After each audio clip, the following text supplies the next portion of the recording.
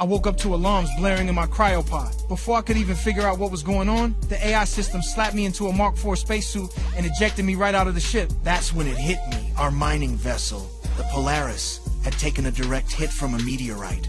The ship was completely screwed. Thousands of miners got ejected into space. Some poor souls collided with each other and that was it for them. Others, like me, got flung toward the nearest planet Vitus. During the plunge, the temperature inside my pod shot up to over 2,300 degrees Fahrenheit. It was do or die. I screamed at the system to cool things down. Thank God. Just as I finished yelling, we hit the atmosphere and the temperature finally started dropping.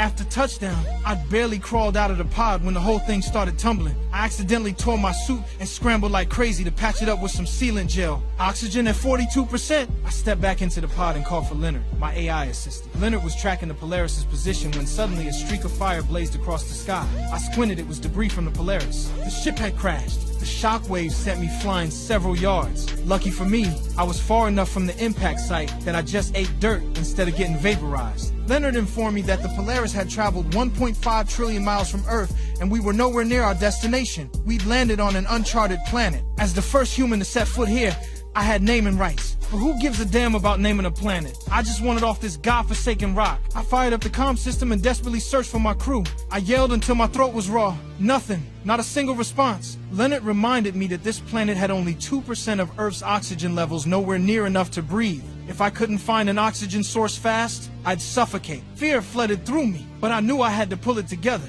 I had to find a way to survive before my oxygen ran out. I dragged my beaten up body across the rocky wasteland. Dust storms swirled around me, and my suit was acting up constant malfunctions. Alarms screaming in my ears. Things were getting worse by the minute. Despair took over. I stared helplessly at the barren landscape around me. Just when I didn't know what the hell to do next, a blue light appeared in the distance. Could it be a distress signal from my crew? I immediately headed toward the light.